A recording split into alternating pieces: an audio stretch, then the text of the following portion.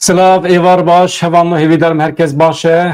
İro henek heyecan zede, peşketinin gereki girin kene bir taybetiyle Rojava Kurdistan'ı. Hevditinin heyeta İmraliye başvuru Kurdistan'ı didomun, doh be aliyen pedekere pekat, Roja Beryavi be rezdar Mesut Barzani re, başir Neçivan Barzani ji Münihê vegeriya bûyera jî hevdîtin pêkat encam baş derbas bû xuyaye herkes razî ye ji naveroka vê hevdîtinê êdî nameyê ku Rêzdar Abdullah Öcalan şandiye ji Başûrê Kurdistanê re ew jî xuyaye herkes jî razî ye. Duh berdevka Dem Partiyê bawekê fermî eşkere kir ku name hemçiye ji rêxistina Partiya Karkerên Kurdistanê ya Ewropayê re ji kenekê re jî çûye, ji Rojavayê Kurdistanê re jî, ji Başûrê Kurdistanê ji Qendelê re jî çûye. Yani êdî aliyên vê meselê diyar in kivşe lê problema esasî li Bakurê Kurdistanê ye. Êrişên AKP li ser gelê me ê Bakurê Kurdistanê didome tayînkirina qeyûman, meseleyên binçavkirinê, terora ku AKP pêk tîne li Bakurê Kurdistanê ev zêde ya rastî nayê fehmkirin. Çima de demekî wiha de AKP hewce dibîne terorekî bi vî awayî pêk bîne. Eleqa wî bi pêvajoyê heyê tunê duhme qismî şîrovê kir bi hevalê min Ronî Rehera. Lê dîsa jî mirov bibêje bi sporê vê meselê dibêjin AKP di nava panîkê de ye.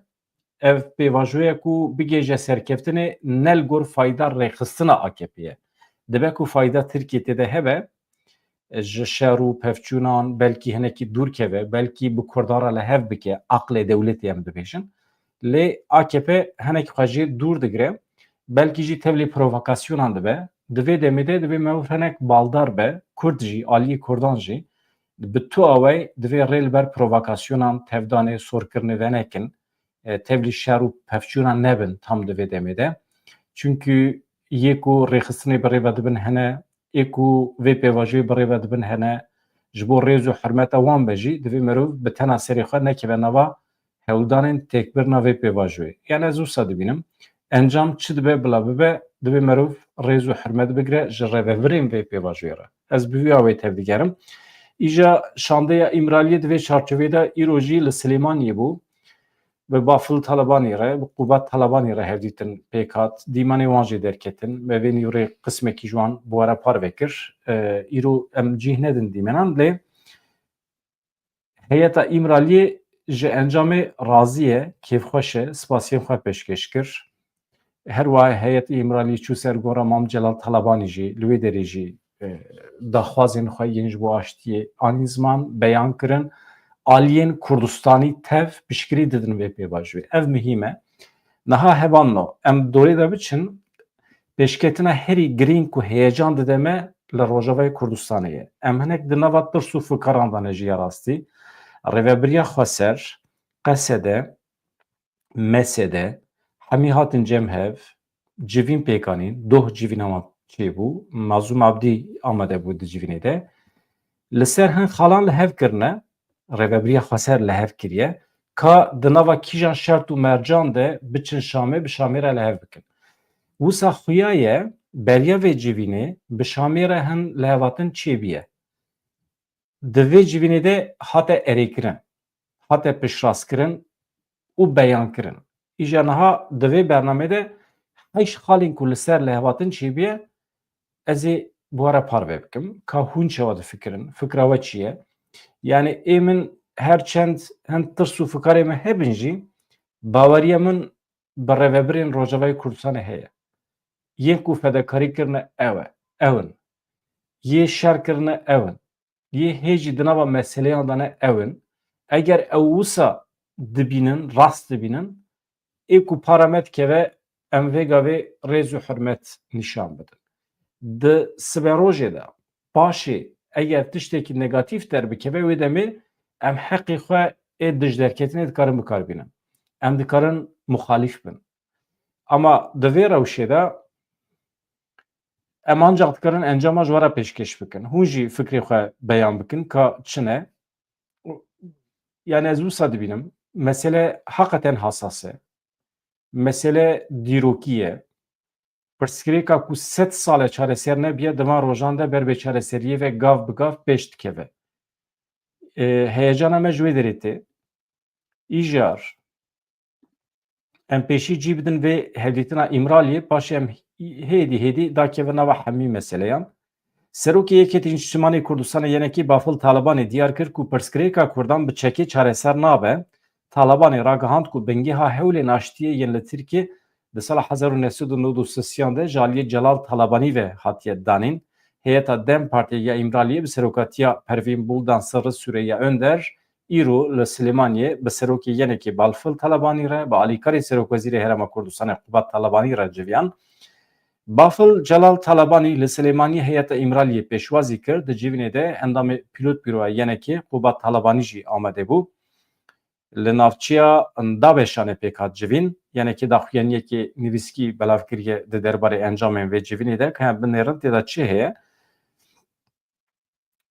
Bafıl Talibanî piştgiriya xwe a tam ji bo vê pêvajoya ragihand. Mesela ev jî êdî li me îcab dike ku em rêz û hurmet nîşan bidin Bafıl Talibanî yek ji wan kesan e ku menfaetên nitewa Kurd diparêze. İnsanê ku serokatiya rêxistinekî bike menfaetên netewa Kurd danî be pêşiya xwe, eger ji vê pêvajoyê re gotibe erê ez heta da vê piştgirî didimê tê wê manê ku meriv hinek aram be, meriv rehet be. Tiştekî wisa felaketekî nayê serê me. Felaketa hatiye serê me ji xwe hatiye serê me. Em tunene. Weke netew jî em tune têne hesibandin. Ji vê saetê şûn ve çi were kar e, em piştgirî didin her hewla ku mafê gelê Kurd li Tirkiye diparêze, wekî yeneke ji bo serkeftina vê pêvajoya dîrokî em amade ne her tiştê ji destê me tê em bikin. Li gorî daxuyaniyê di civînê de heyeta İmralî silav û peyama rêberê PKK Abdullah Öcalan jî gihandiye serokê yenekê Bafıl Talibanî. Heyetê her wiha di derbarê pêşketinên siyasî yên herêmê de, derbarê pêvajoya aştiya li Tirkiye de hevdîtinên xwe yên bi Abdullah Öcalan re ragihandiye. Yani Talibanî bi kurtasî dibêje yeneke xwedî stratejiyeke zelal e di derbarê pêvajoya aştiya li Tirkiye de. Em piştgirî didin her hewla ku mafê gelê Kurd li Tirkiye diparêze, em amade ne ji bo vê pêvajoya dîrokiya serkeftî her tiştê ku ji destê me tê em bikin. Basa Mam Celal û hewldanê wî xebatê wî yê ji bo aştiyê dike dema Turgut Özal de û piştî wî jî dema ku bû serokê Iraqê jî. Bê çareserkirina pirsgirêka Kurdan li herêmê aştî aramiya mayîn de pêk nayê. Pirsgirêka Kurdan bi çekiyê, bi çek û silahê, bi şer çareser nabe.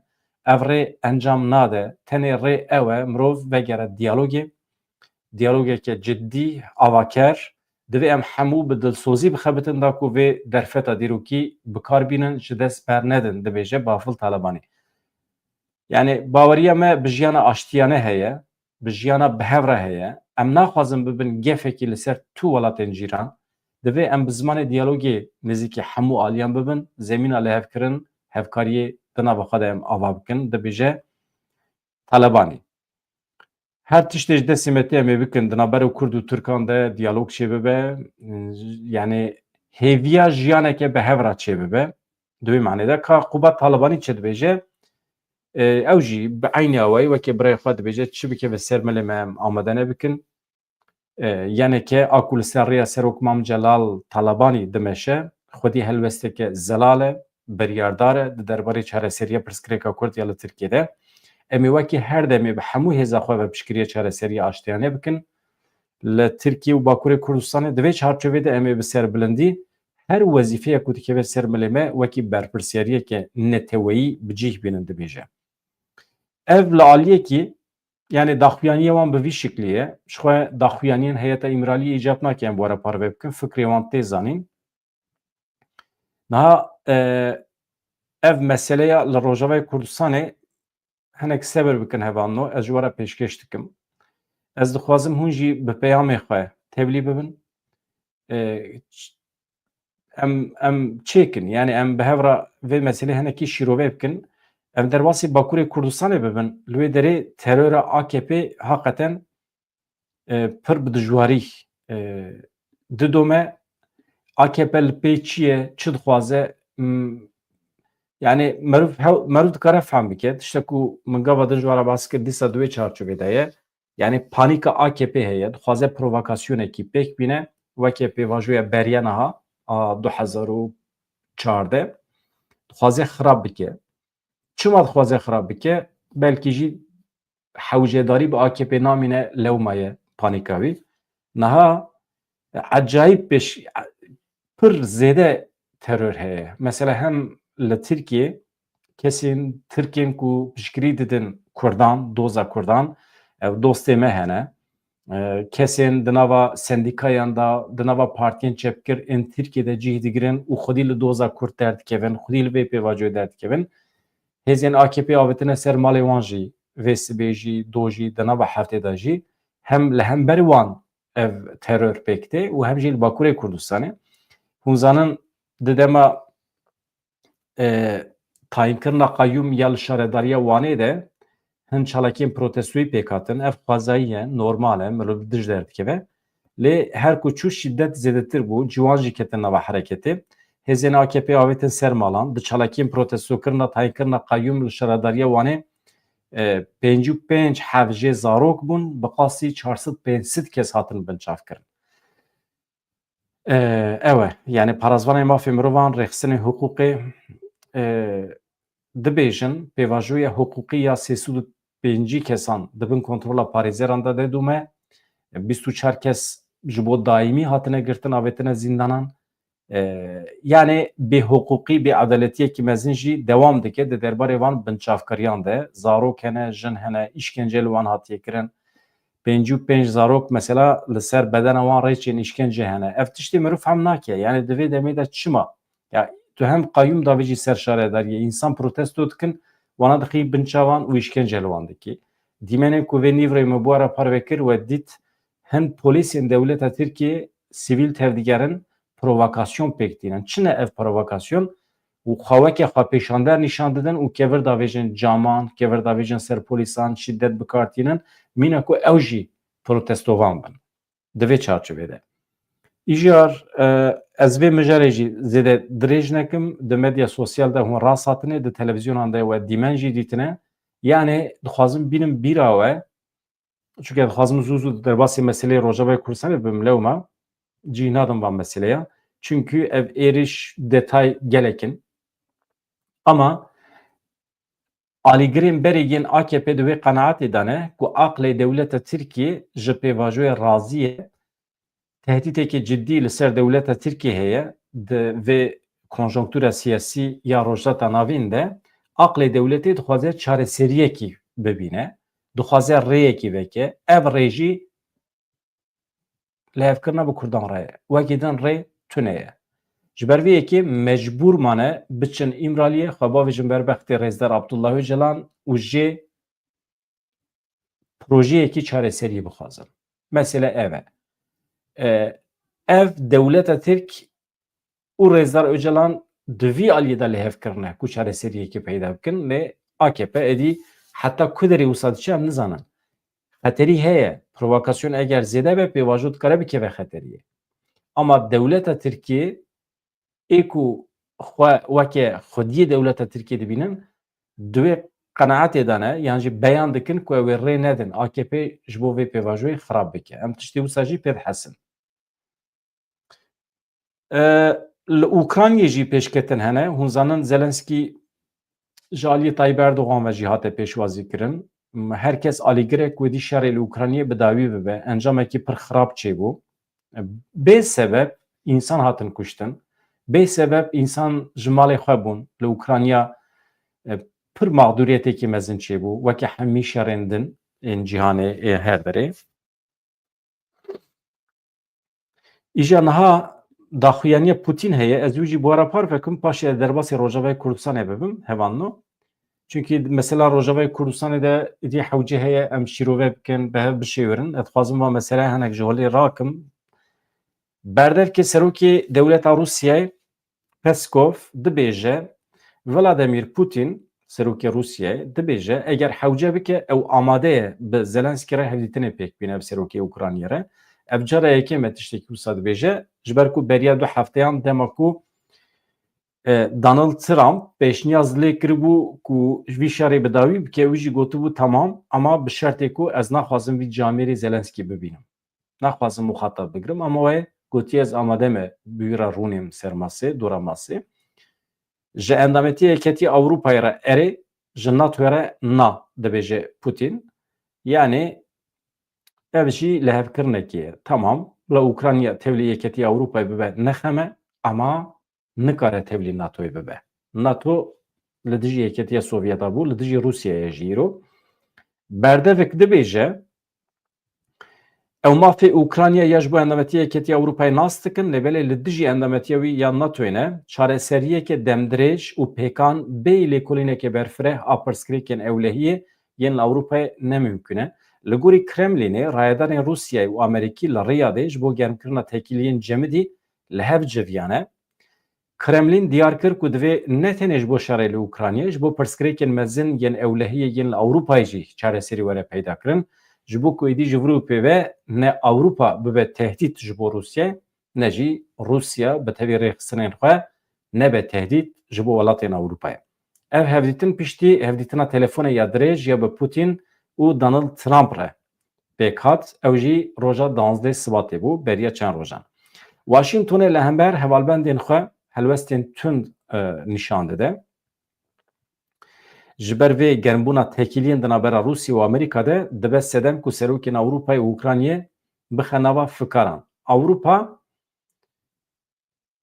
pir bi xwe bawer bû ku bikaribe di şerê li Ukraynayê de bi ser bikeve. Şerê Ukrayna û Rûsya şerê wekaletê bû, destpêkî jî me gotibû, şerê rastîn di navbera Ewropa û Rûsyayê de bû. İja Ukrayna bikaranîn. Ukrayna bikaranîn. Ya rastî Amerîkayê jî ji bo ku Ewropayê hewcî xwe bike, Ewropa xist nava şerê Ukraynayê. Li hember tehdîta Rûsyayê, Amerîka xwest ku Ewropîyan bi xwe vegirê bide. Aniha jî derket holê ku Amerîka hem Ewropa firot hem Ukrayna firot ji bo menfaetên xwe yên li rojata navîn jî belkî. Ev jî vê pirsê bi me dide kirin. Gelo dibe ku siberojê Amerîka Kurdan jî bifiroşe. Yan jî milletên din ê ku niha boran re hevalbendin. Her tişt dikare bibe ama bi qasê ku spor dibêjin li rojata navîn kontrol di destê Putin de nene. Amerîka weke li Tirkiye tenê di destê serok de nene. Saziyên din hene, Pentagon heye, Kongre heye li Amerîkayê, heta ku Kongre biryar nede, tiştekî li rojata navîn pêk naye.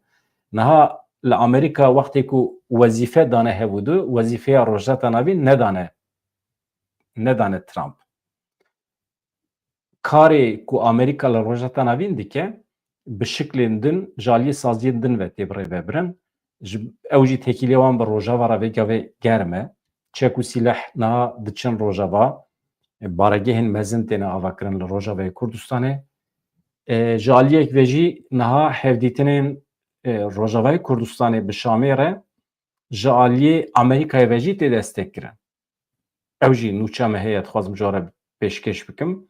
Ya din jî konsolosxaneya herî mezin a cîhanê li Başûrê Kurdistanê tê avakirin. Ji aliyê Amerîkayê ve. Yani Amerîka konsolosxaneya xwe ya herî mezin a cîhanê li Başûrê Kurdistanê ava dike. Bi qasê 28 sahayên futbolê bifikirin. 2000 metrekare tiştê kûrsa. Yan jî belkî mezintir niha min nivîsiye zê paşê ji were bêjim. Hevando eger bi vîya we yani merov dikare bibêje şerê Rûsya û Ukrayna bi dawî dibe. Yani ez wisa dibînim. Eger tona dengê me baş be, hûn bibêjin problemekî teknîkî tune, ez hema em vegerin ser meseleya Rojavayê Kurdistanê tekîliya bi Şamê re. û pêdiviya min bi şîrovê we hene, ji kerema xwe re. Ka peyamek du peyam binivîsînim, bibêjin deng baş e? Ji bo ez emîn bim, temam. Süper. Hevano. Niha hûn zanin di çarçoveya vê pêvajoyê aştiyê de yek ji lingên bingehîn evê pêvajoya aştî el Bakurê Kurdistanê Rojava ye. Dewleta Tirkiye dixwaze Rojavayê Kurdistanê li gorî pîlan û projeyên xwe birêve bibe. Dewleta Tirkiye dixwaze temamê Sûriyê li gorî pîlan û projeyê xwe birêve bibe. Di vê çarçovê de dikeve nava hewldanan. Ama hewldanên wan wisa ji mantiq dûr e, wisa bi dijwarî dikevin nava meselê, êdî ji kêmasiya tecrübeyê wan e, ji dijminahiya wan ya li hemberî Kurdan e, êdî ew meselekê din e. Ez bawer dikim tê femkirin. Em hemî di wê qenaetê de ne, em dewleta Tirkiye nas dikin, temamî ji ber dijminahiya wan ya li hember milletê Kurd e. Eger pêvajoya li Bakurê Kurdistanê bi ser keve, Rojavayê Kurdistanê jî bi ser dikeve. Ama ev lihevkirina ku niha ez ê ji we re behs bikim gelo lihevkirinekî taybet e li derveyê pêvajoyê ya ku bi Şamê re lihevkirine yan di çarçoveya pêvajoyê de ye. Êdî hûn bi xwe fehm bikin, ez ana dest pê dikim. Mühim e mesele. Mesele mühim e, tirs û fikarê me hene, endîşeyên me hene ama mesela qesede dibêje me biryar daye em tevlî artêşa Sûriyê bibin. Ev tevlîbûn wê çawa be?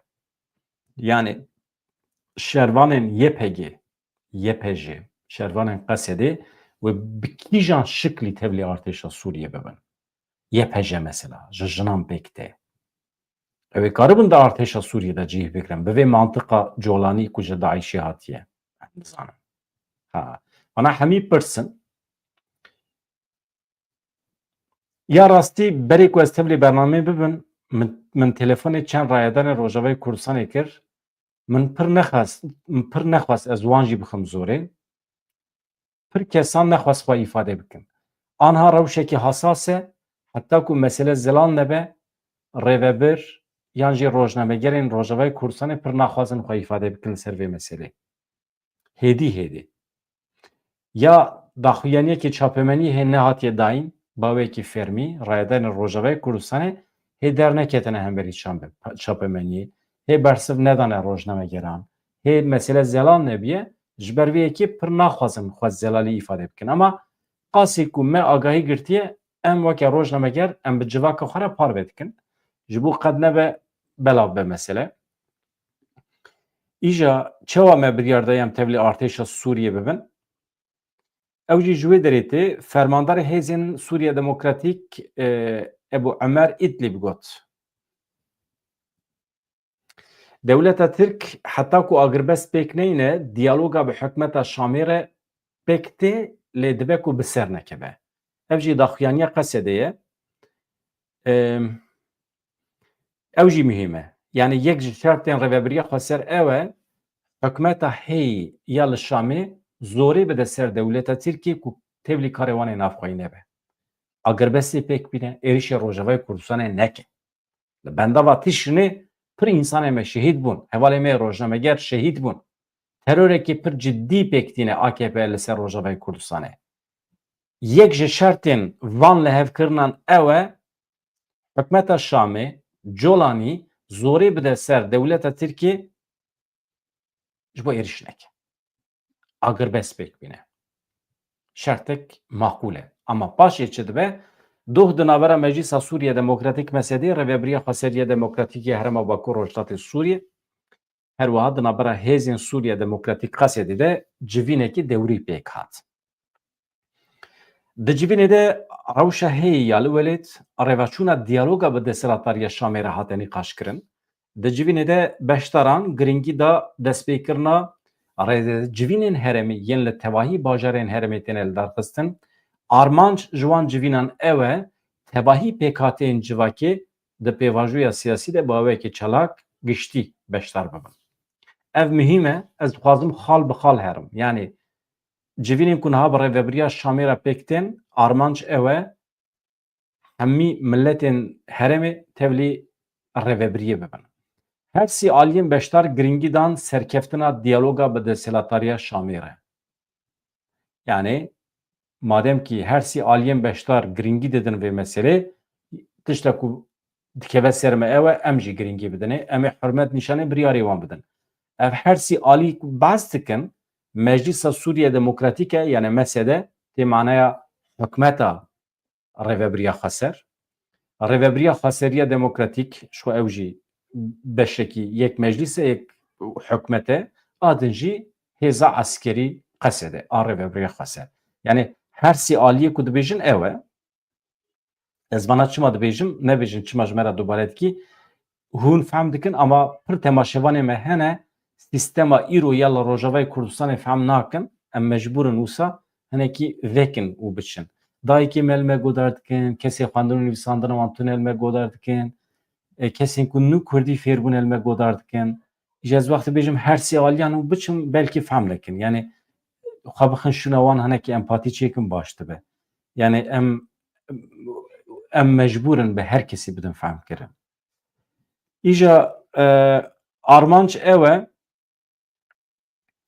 bi desthilatariya Şamê re li ser pêkanîna mekanîzmayan bigihêjin lehevkirinekî. Tamam. Mîna çi ye? Yekirina saziyên eskerî û rêveberî, vegerandina koçberan li warê wan, pêwîstî bi diyarkirina amûrên guncaw, ev lehevkirinên tekillerê van dozan werin pêkanê. Tiştek û vê derê bala me dikişîne yekirina saziyên leşkerî û rêveberî. Yani saziyên rêveberî çi ne? Her tişt ji meclîsê bigire heta saziyên ku nasname didin însanan, saziyên dewletê, tapu, kadastro, hemî saziyên dewletê dî çi tê hişê we ew û eskerî, artêş bibin yek bi hev re hevbeş kar bikin. Yani Şam were Qamişloyê, Qamişlo biçe Şamê, hemî sazî bibin yek. Yani bibe dewletek. Ha, Rêveberiya Xweser hebûna xwe ya îro bi kîjan şiklî diparêze ez vê nizanim. Mesela saziyên aborî jî bibin yek. Petrola Rojavayê Kurdistanê, zevî û berhemên çandinê yên Rojavayê Kurdistanê wê werin parvekirin. Ava Firatê ku di nava Rojavayê Kurdistanê re derbas dibe ku niha biye weke sînorekî ew faydeya ku ji wê derê tê were parvekirin. Di dawiya civînê de hate gotin divê agirbest pêk were. Ji ber ku gavekê ber bê misogeriya pêşketin û serkeftina diyalogê ve ye ev agirbest desthilata Şamê tiştek ku gavadim got desthilata Şamê li hember serkeftina vê diyalogê û pêkanîna armancê wê berpirsiyar e. Yani heta ku made Musayê bila zextê bide ser dewleta Tirkiyê ku tevlê karê wan ê navxweyî nebe agirbestê pêk bîne. Ev şert mühim e. Naveroka civîna Meclîsa Sûriye Demokratîk bi vî şiklê ye li vir xalên sereke ên ku di navbera partiyan de lihevkirine ev in. Heşt xalên destpêk e. Heşt xalên destpêk e.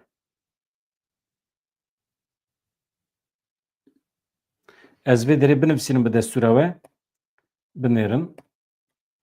Heşt xalên ku Rojava bi Sûriye re li ser lihevkirine. Heşt xalên ku Rojava bi Sûriye re li ser lihevkirine. Nizanim dî kurmanciyê wî besê wisa.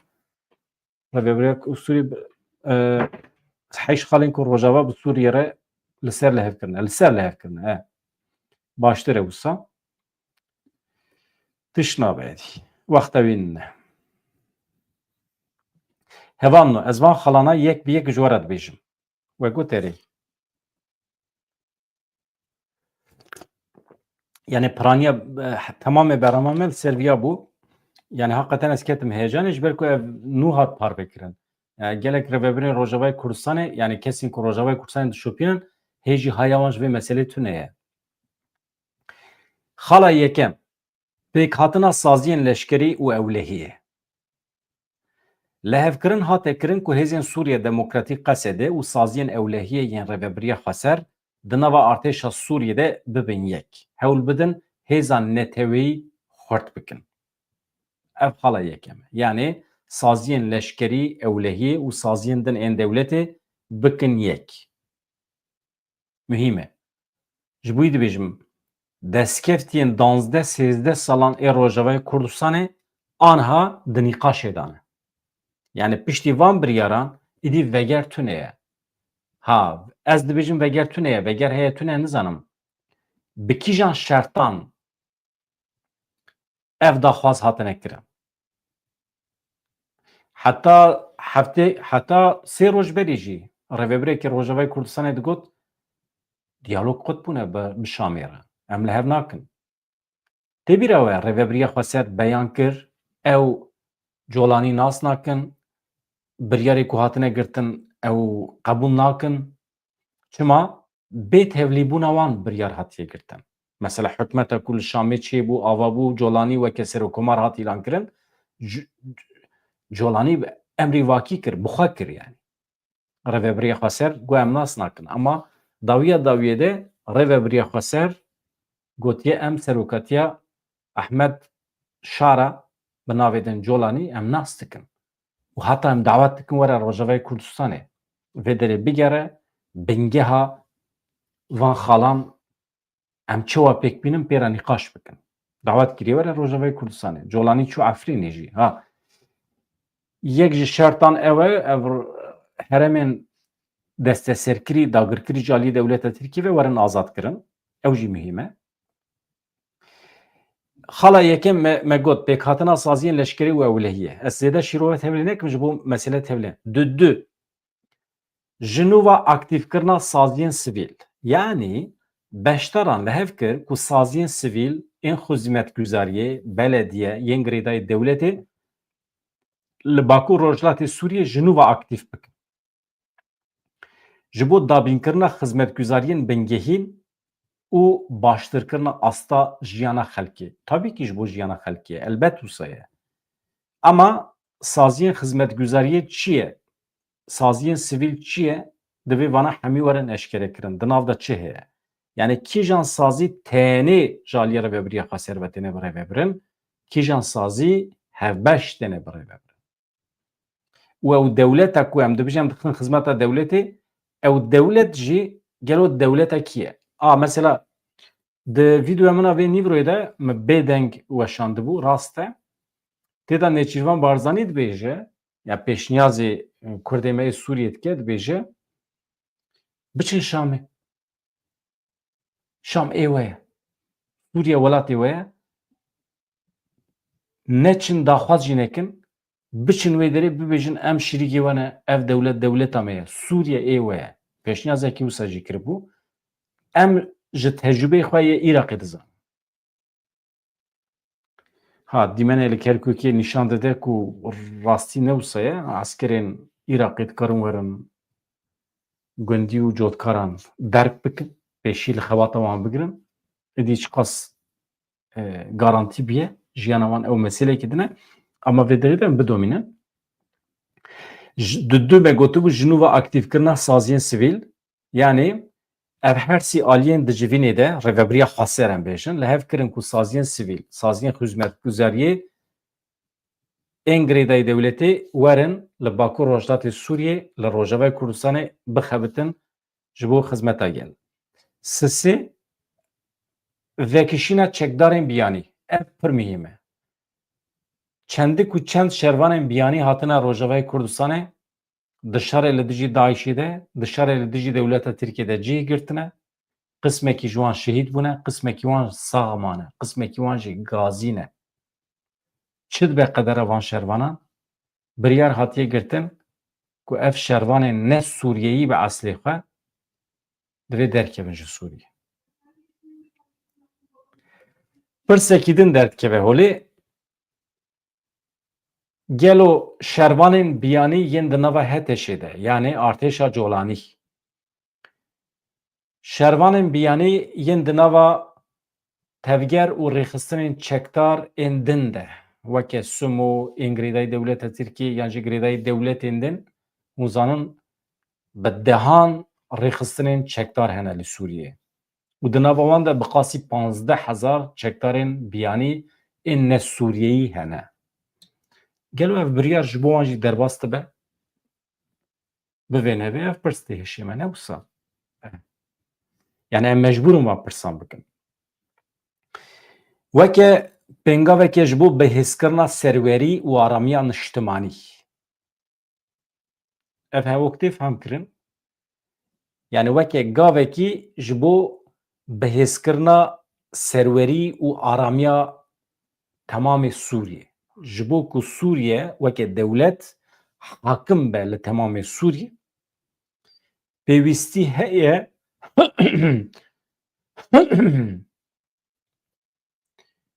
pêwîstî heye hemû çekdarên ne Sûriyeyî ji nava refên hêzên Sûriya Demokratîk derkevin û ji Sûriyê jî derkevin.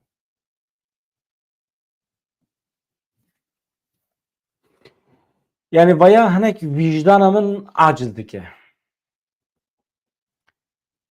Li derdora min pir însan, pir kes hene li Rojavayê Kurdistanê şerkirin niha gazî ne yani ji ber vê yekê min dixwest kesekî ku di van biryaran de cih girtiye li vê derê amade be bikaribe îzah bike van tiştana. Yani însanekî çûbe li vê derê şer kiribe, gazî be ve gerek ku derê. Divê merû li hev bike yani. Qismekî bedena xwe min daye. Ez vegerim ku. Divê dewleta Sûriyê van însanana weke gazî îlan bike û weke şehîd îlan bike, kesên ku şehîd bûne, kesê mayî jî weke leheng îlan bike. Ev hasasiyeta dewleta Tirkiye ji we re bêjim. Ez bawer nakim derdê Sûriye û derdê Colanî be. Hasasiyeta dewleta Tirkiye belkî jî formalîte ye. Ez eşkere bêjim hêvî dikim formalîte be. Bila navê min bixîne bila bêjim Bedran Derel vê derê bû ew çû. Tamam. Yani pêngaveke ji bo bihêzkirina serwerî û aramiya niştimanî ya Sûriyê teqezî li ser pêwîstiya vekişandina hemû çekdarên ne Sûriyeyî ji nava refên hêzên Sûriya Demokratîk û her wiha ji herêma Bakur Rojhilatê Sûriyê hate kirin. Tamam. 15,000 çekdarên di nava rêxistinên din de jî bila derkevin hela. Qasî ku hate gotin beriya çend meha dîsa mijarê vê bibû basa 2000 çekdaran da hate kirin li Rojavayê Kurdistanê çekdarên ne Sûriyeyî. Çar xala çaran ew ya sisê bû xala çaran zêdekirina tekiliyên li gel hikûmeta Sûriyê. Tamam zêdekirina tekiliyên. Çi ne ev tekilî? Rêkeftinek yani lehevkirinek hatiye kirin civîn û hevkariya li gel hikûmeta Sûriyê li Şamê were xurt kirin ji bo ku hevkarî di mijarê niştimanî de zêdetir bibe. Meseleyê niştimanî yani yekparebûna axa Sûriyê di vê meselê de ji bo ku zêdetir xibat werin kirin divê civîn li ser civîna werin çêkirin tekilî bi hikûmeta Şamê re were xurt kirin. Ev yek. Xala pênca yekrêziya Sûriyê. Ev gotina yekrêziya Sûriyê jî yani yeketiya axa Sûriyê dîsa ji van gotina qet hez nakim. Çi bikim? Yekrêziya Kurdan mühim e ama yekrêziya Kurdan jî mühim e. Ez hêvî dikim ku Kurd jî her çend di nava rêveberiyên dewletên cîran de cih bigirin jî kesî pêşî li wan negirtiye ku yekrêziya xwe çê bikin. Yani yeketiya xwe çê bikin. Kurdên Sûriyê, Kurdên Rojava her çend li Şamê bin jî, bi Şamê re vegirêdayî bin jî ji aliyê siyasî ve Başûr jî bi Iraqê ve Bakur jî bi Tirkiye vegirêdayî bin, divê sînorê nava xwe bi her awayî rakin. Heval westêm, ez xala pênca da me. Hîn me heşt xal me derxistiye. Teqezî li ser giringiya yekparçayî axa Sûriye hatiye kirin û hate gotin tevlîbûna hêzên xwe cihî di nava artêşa Sûriyê de ve hêza Sûriye ya parastina xaka Sûriye zêdetir bike. Ev tevlîbûna nava artêşê nîşan dide. Yani tevlîbûna hêzên xwe cihî behsa Qesedê, YPG, YPJ dike di nava artêşa Sûriyê de و هێزا Sûriye ya parastina xaka Sûriye zêdetir bike. Ez bawer dikim, hêvî dikim ku ev tenê artêş be. Hêzên asayişê, hêzên polîs weşkî pêk be. Yani mirovekî Ereb ji welatên Ereb were wê derê mesela ewlekariyê de hêza asayişê de cih bigire ne rast e. Zarokên wê heremê bila Ereb be, Kurd be, Ermen be firq nake. Zarokên wê heremê divê bikaribin hêza asayişê pêk bînin. Yani hêza polîs. û mesela ewlekariyê mesela ew jî heye. Yek ji wan xalên ku li ser li hevatiyê kirin dewlemendiyên axa Rojavayê Kurdistanê petrol jî di nav da, dihata sînora jî di nav da were bikeve bütçeyek hevbeş li Şamê û ew bütçe were belavkirin li hereman. Erê yani yekrêziya axa Sûriyê ev xala pêncan xala şeşan jî vegera koçberan. Rêkeftinekê ji bo hêsankirina vegera koçberan ya ji bo bajar û gundê xwe û dabînkirina mercên guncaw ji bo jiyana wan hate kirin. Ev temam e. Yani koçberên ku çûne derdorê bikaribin vegerin û jiyana wan bikeve bin ewlekariyê. Ez bawer dikim qesta wan di vê derê de Efrîn e, serê Kaniyê ye û girê spî ye. Çû wekî din me herkes dikare vegere her derê. Wekî din problem tune. Bawer dikim qesta wan hersî bajarên dagirkirî dike. Ew jî girêdayî dewleta Tirkiye. Hala heftan pîrozbahî û vexandina Serok Ehmed El-Şara. Vê derê bala xwe bidin şikerema xwe re. Ji bo erka serokatiyê pîrozbahî li Ehmed Şara hate kirin. Ji bo xurtkirina pêwendiyan bawekê fermî ew hate vexwendin ji bo serdana Bakur Rojdatê Sûriyê.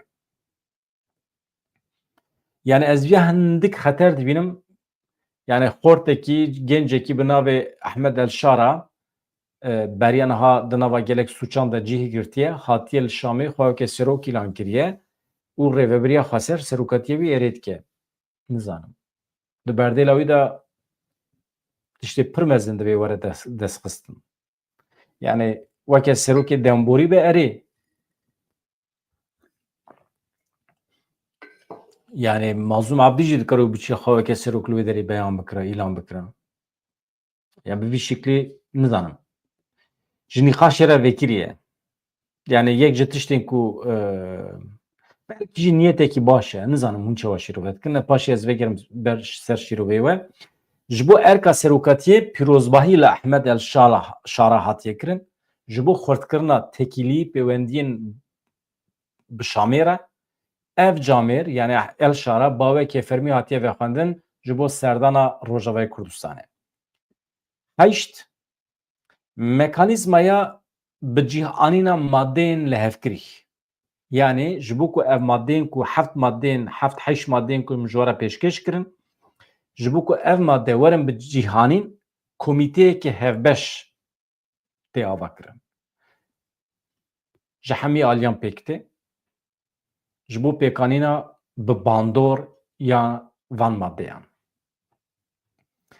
Ev peyman di çarçoveya xebatên ji bo xurtkirina yeketiya netewî û dabînkirina îstiqrar û aştiyê li welat hatiye kirin. Ya balkêş ew e hevanno me heşt xal ji we re pêşkêş kirin temam ya balkêş ew e hevpeymaniya navnetewî ya bi pêşengiya Amerîkayê a li dijî Daişê heştî û şeş welatê de cih digirin li ser diyaloga di navbera Qesedê û hikûmeta nû ya Şamê de daxuyaniyekî belavkirine û qebûlkirine û piştgirî dane vê civîna Qesedê û rêveberiya Xweser. Hevpeymanîya dibêje koalîsyon yani koalîsyona navdewletî piştgirî dide Qesedê di danûstandinên xwe yên bi hikûmeta nû ya Sûriyê re ji bo ku bibe alîkar, aramî, paşerojeke geştir li herêmê pêk were. Nûçiya yani a Rojavayê Kurdistanê wisa ye bi vê ve girêdayî belkî jî Amerîka li Hewlêrê konsolosxaneya herî mezin a cîhanê ava dike. Çêkirina konsolosxaneyê îsal diqede 2025 de avahî li ser 200,000 metrekare ye. 200,000 metrekare. Teqebûlê çi dike? 28 sahayên futbolê. Ev heşt xal Kama xıtımana. Yani ez senik hûn ji min pirsin çiqas razî çiqas ne razî yani fikrê min nepirsin min ji we re destpêkê gotiye weke hürmeta ji bo rêveberên Rojavayê Kurdistanê ku dema xwe te şer kirine, fedakarî kirine û hê jî li ser erka xwe ne ew çi bibêjin ew in. Yani ez weke kesekî li Ewropa ji xwe re rûniştime û stûdiya xwe de ji xwe re YouTube çê dikim aciz bim çi, aciz nebim çi. Ev hestiyarî tevdîgerim. Tirs û fikarê me elbet hene. Em belkî jî tercümanên bi milyonan însanan ne ê ku hestiyar in di mesela netewî de. Ama ez dibêjim em bi wan bawer bin. Hürmet nîşanê biryarê wan bidin. Ew ji me baştir zanin. Ew li herêmê ne. Ê dibin bombeyan de ew in. Ê tên kuştin ew in. Ê tîw birçî dimînin ew in. Ê dibin tehdîta Daişê de ew in. Ê ku di kolanekî de li Kobanî di tengasiyê de man dor li wan hat pêçan û mirina xwe dan ber xwe dan ew in. Digel van hemî tehdîtan bi sedan caran ji mirinê filîtîne û di dawiya dawiyê de eger îmza xwe davêjin binê van biryaran em tenê dikarin hürmet nîşan bidin.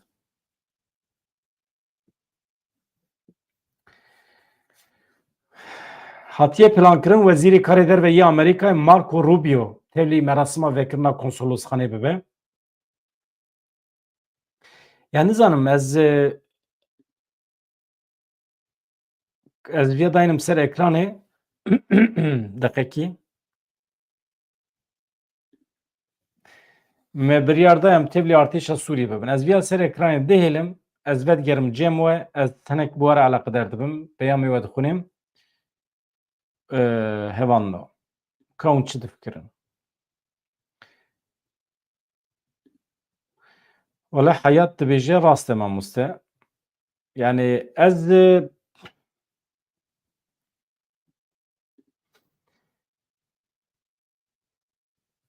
ev jî rast e. Yani pir hevalê me hene wisa pir rehat bê wîjdan dikarin rexne bikin, reş bikin. Rehet e mirov wisa di mala xwe de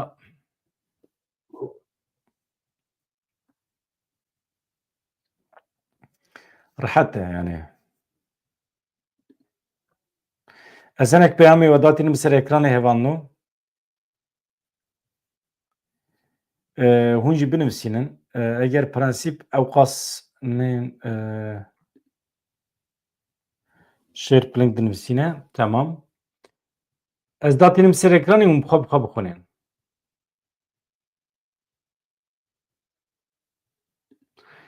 Rast dibêjî. Rast dibêjî. Yani xeberekî heye dibêje Dewlet Bahçelî miriye ama ev îddiayekî ye. Qas rast ez nizanim. Dewlet Bahçelî eger bimire wê rojê nexweşxaneyê bû. Eger bimire tê wê manî ku provokasyonekî ciddî heye. Ez ji we re bêjim Dewlet Bahçelî sedî sed xwe dabû ber vê pêvajoyê. Yani sibê êvarê ew ê eşkere bikin Dewlet Bahçelî miriye yan nemiriye. Dewlet Bahçelî dibe aqubeta wî biyemîna Turgut Özal li Tirkiye beşekî dewletê heye li dijî vê pêvajoyê beşekî dewletê nava vê pêvajoyê de ye. Yani wî rojê min gava din min Mümtaz Türköne Mümtazer Türköne godar kir. Ew dibêje çima Dewlet Bahçelî alîgirê vê pêvajoyê bi vî şeklî îfade dike dibe bendavekî pir mezin bifikirin av tê bendav tijî biye li ber hilweşînê eger ev bendav biqete û hemî gund û xanî û bajar di binî de dimînin dibe Dewlet Bahçelî weke mirovê dewletê ev yek firq kir. Yani ew avê ku tê bendav tijî dike ser re davêje behsa konjonktûra siyasî ya rojata navîn dike. Yani êdî hatiye. Em mecbûrin. Dibe Dewlet Bahçelî çi dike? Bi şiklekî deriyê wê bendavê vedike قل ملیم پچوک تدا ودکه جبو کو او هندره بندا به والا به و بندا به نوشه یعنی دبن کنترل ده بگیره اف هلوشینا مزن ا بندا به دبن کنترل ده بگیره ریل بر فلاکت کی مزن ونکه ممتازر ترکونه یک جمروین پروفesör AKP'ye beri bu به وی شکلی تعریف دیکه یعنی دبی راسته gerek devleta Türk mecbure bi Kurdan lehev bike. Lehev neke hildiweşe. Ama aqlekî din ê devletê heye ew jî AKP û derdûreviye li dij vê meselê derdikevin. Yani hê mesele fehm nekirine. İşte tabii em nizanim hê jî eşkere nekiriye Rêzdar Abdullah Öcalan hê derneketiye pêşberî çapêmeniyê. Tejî te li ser vî hê ranebiye. Rayedarên kecekê Partiya Karkerên Kurdistanê li Qandîlê mektûb name girtine xwendine ji pêvajoyê razî xuya dikin. Yani li Ewropayê jî tevger pir li dij dernakeve. Yani em nabînin em dijberiyekî wisa ciddî nabînin. Hin şertê wan hene ama em dibînin ku herkes razî ye, herkes memnûn e. Ev rêveberên me ê Başûrê Kurdistanê jî ji encamê razî xuya dikin. Yani mesela Keskin Bayındır bir fikrin Serokê DBP'ye ne? Gencekî me ye bi qasî xwe neteweperwer xuya dike û tim kurmancî diaxive menfaetê Kurdan di ser her tiştî re digire jiyana xwe jî daye vê girtin, binçavkirin, işkence her tişt daye berçava însanekî mînawî bifikirin ez navî dibêjim ji ber ku serokê tevgerê ye ji bo dibêjim eger karibiye nameyan bixune biçe naveroka van peyamên ji îmralî hatine ji rêveberên Başûrê Kurdistanê re pêşkêş bike û paşê jî pir caran gotina mizgînî li ser hev bilêv bike û bibêje pir serkeftî derbas bû em spas dikin pir xweş e ev pêvajo digêje serkeftinê mizgînî ji wara milletên me êdî li hev tên êdî şer û pevçûn eger tiştekî wisa bibêje xuyaya tiştekî zane dibêje êdî gunehê me distûyê wî de yani me naveroka mektûbê nexwendiye em nizanin em tiştekî nizanin em tenê texmînê xwe dibêjin em tenê hestên xwe ê netewî dibêjin destkeftiyê me yê piçûk çêbûne em naxwazin ew destkeftî ji dest biçin wekî din tiştekî ji destê me nayê zemanê berê biya me bigota ya tiştekî em wan da bikin tune ye ji bilî zincîrên destê me tiştê ku em wan da bikin tune ye berê wisa bû ama aniha kêm be jî 5 quruş be jî destkeftiyê me çêbûne şehîdê me çêbûne ha em van şehîdê xwe nikarin bawekî azad goristanekî ji bo wan çê bikin li ser axa xwe ya li Bakurê Kurdistanê em nikarin di nava ewlekariyê de biçin duayekî fatîheyekî bixwînin li ser gora wan yan jî maç bikin kêlikê wan ew meseleyekî din e ew atmosfer hiçê nebiye destkeftiyên me hene em naxwazin ev destkeftî ji holê rabin yani tirs û fikara me ye we hevan me fehm bikin yani îjar merov hestiyar tev negere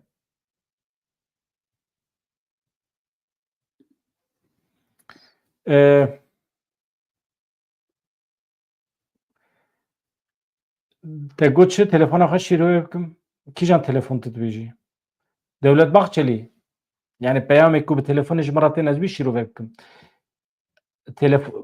min tam fehm nekir Abdullah Yilmaz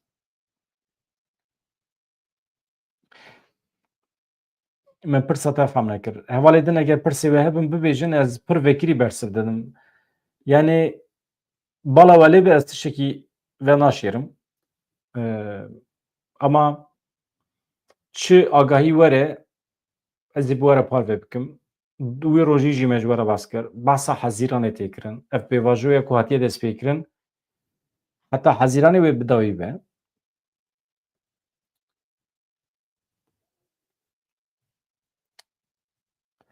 ya hevalê Murat qeseden ne îradeya milletê Kurd e dibêjî ne wisa ye ne wisa ye mesele îrade meselesî nine mesele van camêran şer kir şehîd bûn hê jî di nava dawê dane ew ew jî li gorî şert û şûrtan biryar didin. Wextê ku biryar digirin, xwe birêxistin dikin, millet diparêzin erê, ama wextê ku bi şamêra li hev dikin na. Wî çexê tu here bibe serok, tu here birêve bibe, tu dikarî birêve bibî.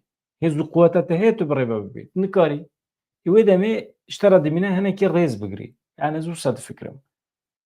Yani pir xweş e ez vê derê Murad Qarayê lan rexne bikim. Wisa şer nabe, wisa şer bike. Te çima ev biryar da? Ya mêrî qasê Emrê min serî çîm weye. Mêrî Emrê wî di gerîlatiyê de derbasbî ez dirabim ji vê derê aqil bidim. Hin hene, hin kes hene wisa dikin. İja ji xwe re ji dibên rojnamevan aqil didin şervana. Aqil didin fermandarê gerîla ya. Yani ez nakemin nava wê bêhurmetî asla. Na. Yani Mazlum Abdî belkî ji 14 salîya xwe ve nava şer de ye. Heta îro bi sedan caran ji mirinê filitiye ez rabim anha aqil bidim Mazlum Abdî. Çawa şer tê kirin. Çawa merû milletê Kurd dixe bin garantiyê. Yani ez aqil bidim yani. Tiştê ku se dibe? Nabe. Merû divê hindik ciyê xwe zanibe. Tu rojnamevanî agahiyên xwe bide xelkê çi dibe? Mazlum Abdî çawa biryar girtiye? Agahiyên xwe bide xelkê û li benda şîrovê xelkê bimîne. Tabii ki demokrasî heye.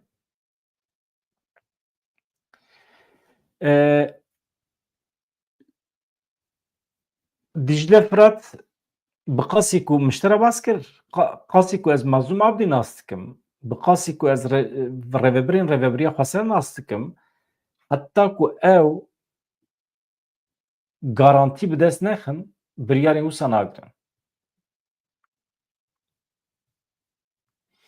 Rast dibêjî. Di dema şerê Kobanî de wextê ku taxekî mabû, yan jî Daişê êrişî ser Rojavayê Kurdistanê kiribû, ez ji bîra min naçe min wê demê twîtek nivîsand.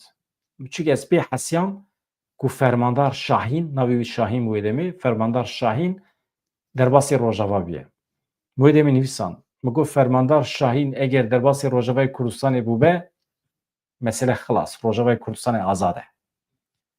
Hakikaten min nivîsandin û ez wî rojê geriya min nedîte tweeta xwe çünkü 2000 û kenkî bû nizam 2014 bû. Tweeta de merûv heta biçe nikare bibîne.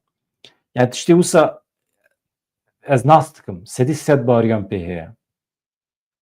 Yani ne di hepsê de ye, ne dibin kontrola kesekî de ye. Muhaqqaq bi hêzên hevpeymanî re li hev kirine. Davakirina Qesedê de jî, davakirina Rojavayê Kurdistanê de jî bi hêzên hevpeymanî re yê koalîsyonê re li hev kirin. Fransa di nav de ye.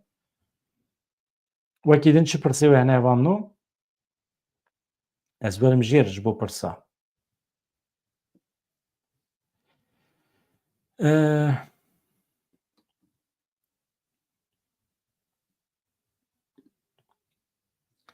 Pirsê we dirêj in xwendina wan hinek wext digire.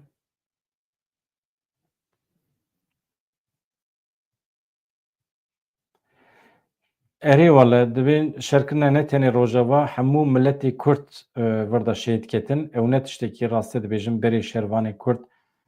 Yani ez min şîrova xwe got, ez bim şervanên ne Sûriyeyî ên ku ji bo Kurdan şer kirine, rûmeta milletê Kurdin dibê ji aliyê Sûriyê ve werin xelatkirin li Sûriyê werin teqawûtkirin. Ji aliyê dewleta Sûriyê ve ez wisa pêşniyaz dikim. Yê gazî jî dibe heta dawiya Emrê wan maaş were girêdan ji aliyê dewleta Sûriyê ve weke gazî werin pênasêkirin. Şehîd jî malbatê wan werin tespît kirin, li ku de re cîhanê dibe bila bibe, malbatê wan werin xelatkirin yan jî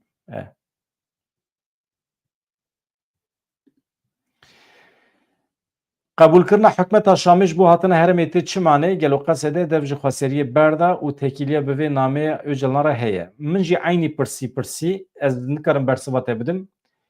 Tiştê ku biryarê ku hatine girtin eleqa wî bi pêvajoya Tirkiye re muheqqaq heye. Çünkü pêvajoya li Tirkiye jî ji aliyê hêzên hevpeyvanî ve tê birêvebirin. Ez duê qenaetê de me. Amerîka, İsraîl di nav de ne pêvajoya li Tirkiye. Bi vê ve girêdayî senaryoya wan li Rojavayê Kurdistanê jî pêkitê û hatina Rêveberiya Şamê a Rojavayê Kurdistanê tê wê manê ku hikûmeta ku çê bibe hikûmetekî hevbeş e. Yani Kurd jî tê de cih digirin, Ereb jî tê de cih digirin û her millet tê de cih digirin yek ji wan şertan e. Yani mirov ne tenê rêveberiya xweser, mirov temamê Sûriyê weke malê xwe, weke dewleta xwe bibîne. Ez bawer dikim mantiqekî wisa heye. Yani ne tenê piçûk be ame be, em bibin şerîk di rêveberiya Şamê de. Bi wê mantiqê ye. Ez wisa fehm dikim. Yani mirov netirse.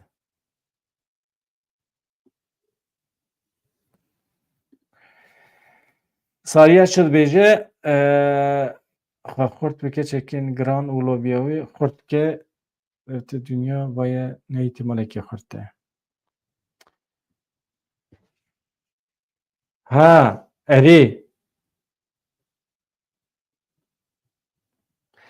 Tu jî rast dibêjî yanî ev pêvajo heta hezîranê wext dide dewleta Tirkiyê ku xwe di qada navnetewî de, di dîplomasiyê de, di aliyê çekdarî de xwe bi rêxistin bike, xwe xurt bike, çeperên xwe ê şer jî xurt bike. Rast e, rast e, ev îtimal heye, ez jî bi te re me. Mirov divê baldar be.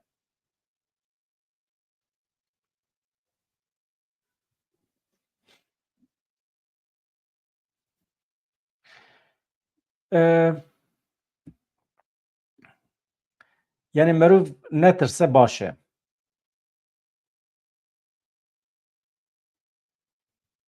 Wekî din pirsa te Ferhat pirsa te çi ye? Wekî heye ku peymana Serokapol Newroza îsal îmkan heye ku peyama Serokapol li Newroza îsal were eşkerekirin.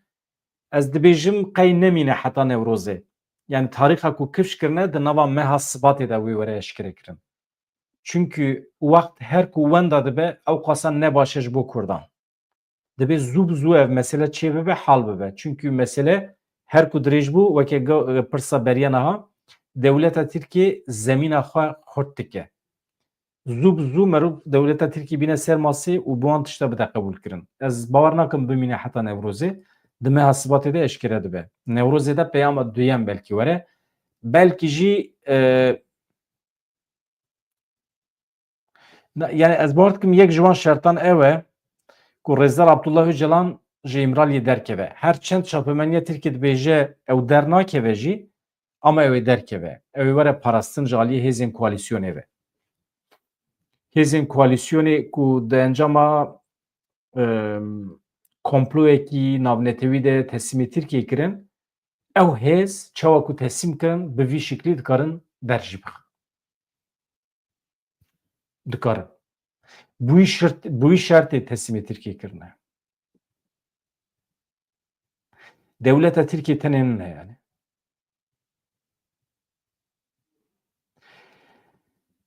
Mustafa Bapur tu dibê bersiv mala te ama her hevî. Ez zanim tu min fikirî.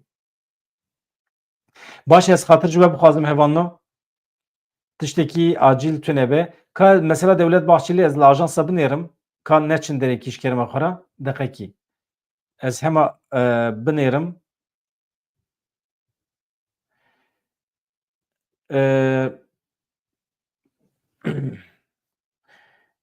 Mehmet Metiner dibêje dibêje banga Abdullah Öcalan divê bi vîdeo be. Nêçîrvan Barzanî dibêje pêvajo gelekî zelal e. Pêwîst e PKK çeka dayîne. Yani heyeta İmralî çûye cem Nêçîrvan Barzanî û anha dibêje pêvajo gelekî zelal e û Partiya Karkerên Kurdistanê divê li gorî wê tev bigere û çekan dayne tekoşîna xwe ya ji bo Kurd û Kurdistanê bi rêbazên cuda bidomîne.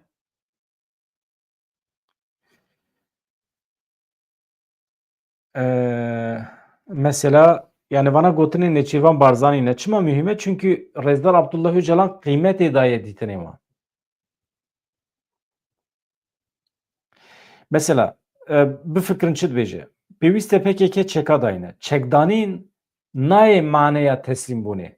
Ev ne wateya teslîmbûnê ye. Wate ew e ku niha di vê demê de pirsa çekdarî, hêza çekdarî tu pirsgirêkê Kurdan li Tirkiyeyê di çareser nake. Hatiye heta derekê. Yani wezîfa xwe pêk aniye.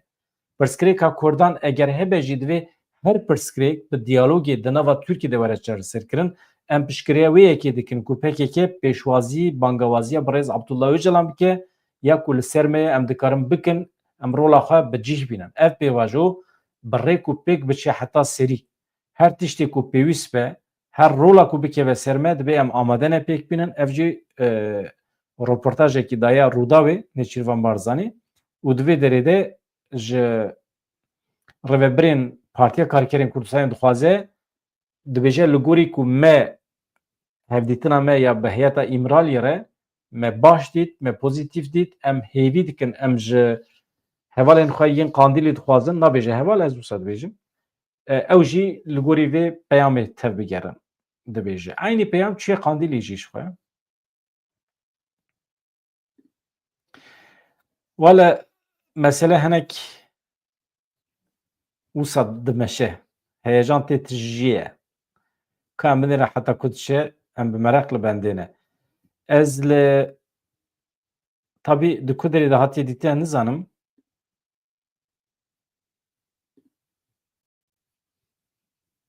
Ya Devlet Bahçeli dimire jî bila bimire ma dewleta Tirkiye hemîl ser pişta Devlet Bahçeli maye. Ne wisa?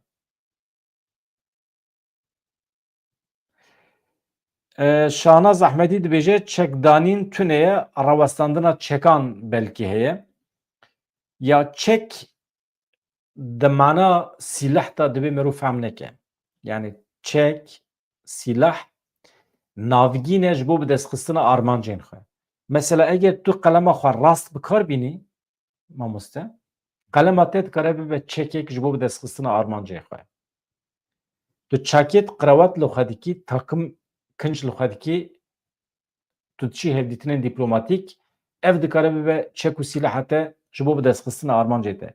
Çek û sîleh ne ji bo kuştinê be, ji bo destxistina armancê be. Tu bi kîjan rêbazî herî zêde dike jî armanca xwe? Rêbaza herî rast ew e. Na armanca te kuştina însana ye yan armanca te bi destxistina armancê ye. Me çi ye yani? Armanca te bi destxistina azadiyê ne? Tu bi kîjan rê dike jî azadiyê? Ew mihîm e. Yani tu wextê azadiya te armanca te yan nihayî be, tu dikarî bi trênê biçî, bi erebeyê biçî, bisikletê biçî, kîjan şert û merc guncaw be, mümkün be, tu bûyî here.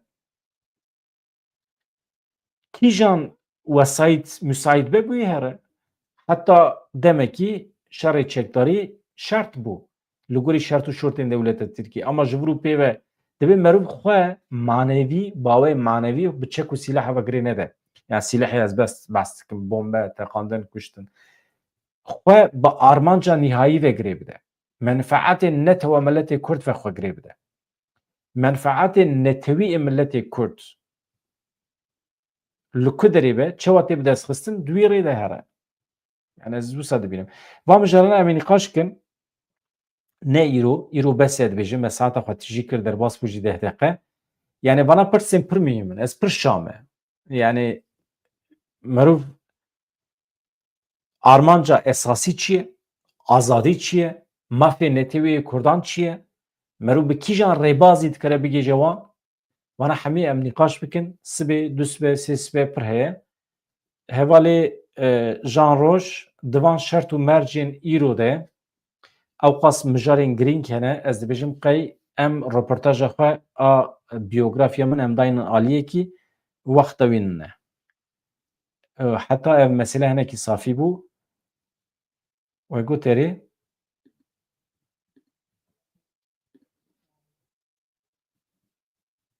ka deqekî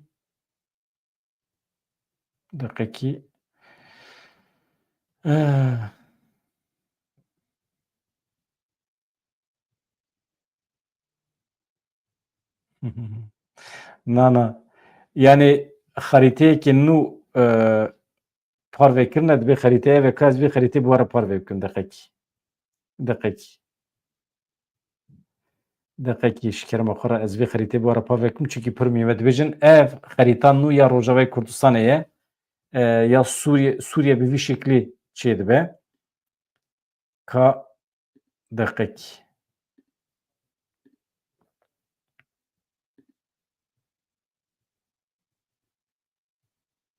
Temam. Niha hevan xeritەya ku hûn dibînin ev qaşo a Sûriyeye nû ye yanî Rojavayê Kurdistanê mezin bîye xwegihandiya heta Efrînê ev der Efrîn e Ezaz, Efrîn, Minbic hemî bîye Rojavayê Kurdistanê di vê derê de hêza polîs YPG û Rêveberiya Xweser Ewsa kontrolê de ye û cî kes jî hûn dibînin ev hem HTŞ'ye û hem Qesedê bi hev re artêş çêkirine temamê Sûriyê jî kontrol dikin. Ev jî ji xwe ya Durziyan e Swêda herêma Durziyan e li vê derê weke Xweser hatiye îlan kirin. Ev jî ez bawer dikim cî Elewiyan e. A vê derê hatayê jî bigirtin bigîştane Behrê ya. Ez behsa vira dikim. Bigîştane Behrê baş dibû ama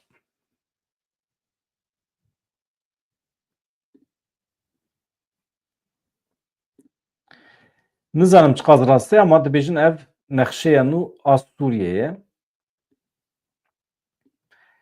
Ka ez li evê jî binêrim. Nexşeya nû a şer çawa çêbûye, çawa şekil girtiye ez wî jî binêrim.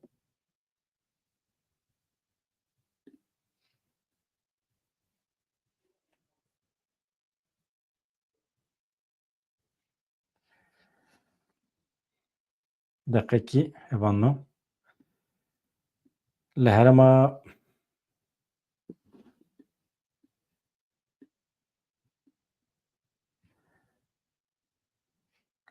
Tîşinê ez vê jî nîşanê we bidim paşê ez xatir ji we bixwazim ev jî mihîm e.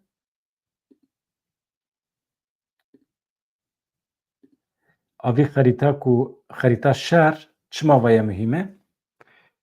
Ev bendava Tîşinê ev herêma ku azad bûye aliyê Rojava Efratê hê jî dibin kontrola Qesedê de ye. Ama hûn dibînin êrişên dewleta Tirkî gelek in. Ev hemî bombeyên ku hûn dibînin li ser Nexşê ev hemî bombe ne. Niha herêmê ku Qesedê bi dest xistiye dibin kontrolê de ye hê wekî xwe mezûd a li vê xerîtê nenêrîbû ama Ewsa ye. Ka li herêmên din ên Sûriyê em jî ên binêrin. Ew Swêda cî Durziya li vê derê ye. A li vê derê ye.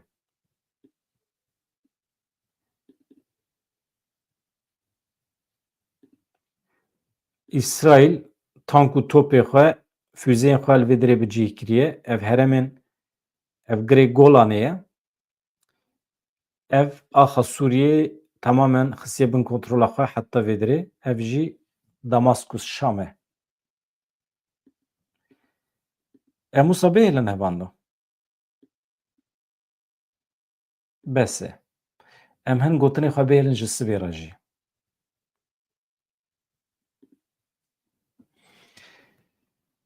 Em gotinê xwe bihêlin ji sibê re ka em binêrin çawa dibe. Pir kêfxweş bûm bi hebûna we. Mala we ava her hebin. Wisa dostane me bi hev re sohbet kir. Me derd û kulê hev bi hev re parve kir. Bi hêviya rojên xweş azad. Dîsa jî çi dikim bikim bele bedewbe.